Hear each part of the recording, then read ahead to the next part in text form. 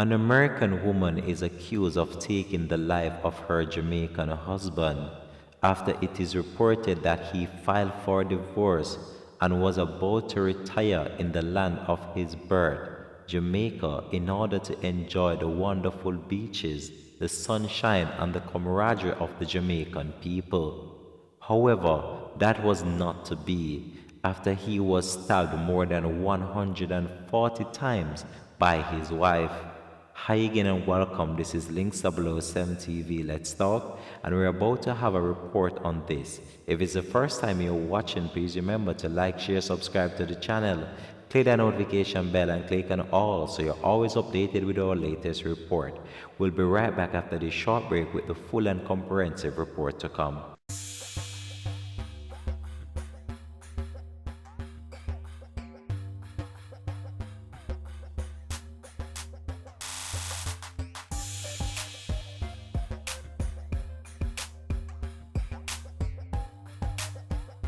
Welcome back and thanks for joining us for the program. This is Links 007 TV. Let's talk. This is the place where you get issues of national importance, global importance, or just issues that are buzzing in the news. So what I want to talk about today on the program is a news making it outside of the United States, in which an American woman is accused of stabbing her husband more than 140 times and then using a meat cleaver to inflict several wounds to the head of the individual. So Joanne Burke, who is being held without bail, might have been abusing her husband, Melvin Waller, age 62, for some time before this unfortunate situation occurred. The Jamaican man was said to be disabled. However, he had significant wealth and assets behind his name and was planning on making a retirement to the land of his birth, Jamaica, when this unfortunate situation struck. There have been many theories going around as to what might have led the female to commit this vicious act, but greed seemed to be the word on everyone's lips at this current moment. However, all seemed to have been going well until the Jamaican filed for divorce, stating that he wanted to be back in the land of his birth in order to enjoy his retirement. However, his wife, Joan Burke, wasn't having that and decided as if this was the only way out of the situation.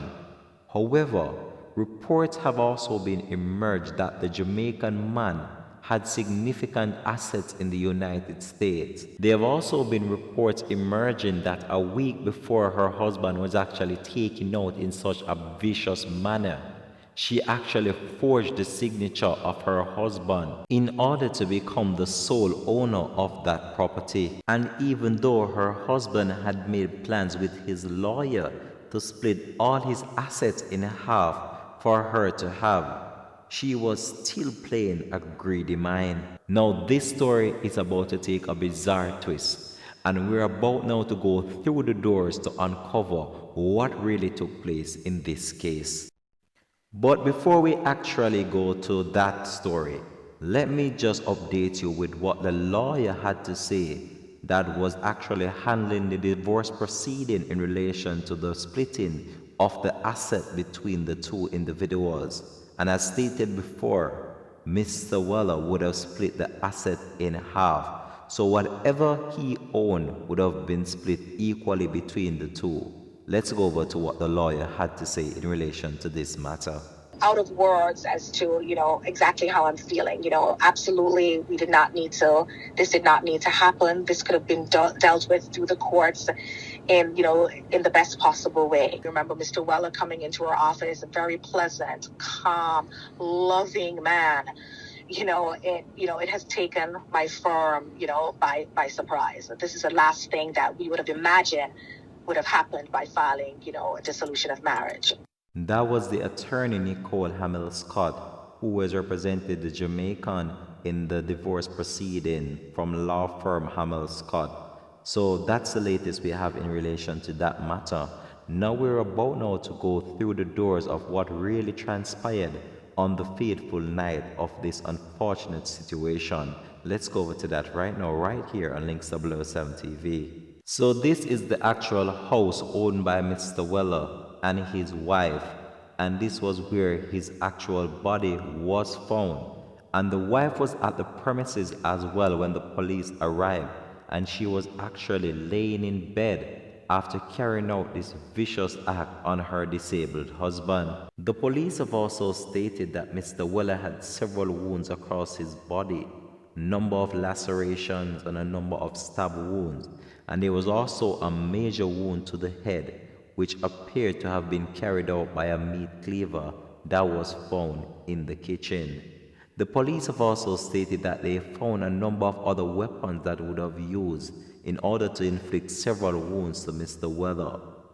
Only thing Mr. Weller wanted was to retire back in the land of his birth, as he was said to be disabled and could not help himself. Now, many people have been left puzzled as to why the wife of so many years would want to carry out such a vicious act on Mr. Weller. That question may never receive an answer, and even if it does, it will not erase the memories of the unfortunate events that occurred that took the life of this Jamaican individual. So a Palm Spring woman was arrested on a charge of first-degree murder after she stabbed her husband more than 140 times and then bludgeoned him with a meat cleaver, according to police.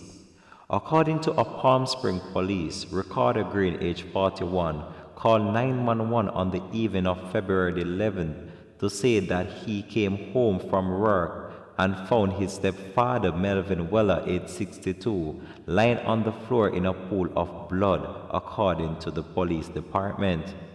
When officials arrived, they located the victim on the floor surrounded by blood, covering almost half of the kitchen floor. Officers noted that blood spattered and smears were on the wall, kitchen cabinet, and counters. A couple of knives and meat cleavers were actually found in the kitchen sink, according to police. Police found the victim's wife, Joan Burke, age 61, laying in bed in the master bedroom. She was alert and conscious but remained mute as police tried to question her about what had happened to her husband. Burke was taken to the JFK hospital where she underwent a psychiatric evaluation and also other observation in order to ascertain whether or not she was in the right frame of mind when this vicious act was carried out. Investigators found cleaning tools on the floor near the victim's body. They said that numerous injuries to his body, coupled with the blood-stained cast, or otherwise spread on the walls, ceiling, counters, and cabinet, made it obvious of the violent struggle that had occurred on this fateful day. An autopsy revealed that the victim suffered more than 140 stab wounds all over his body.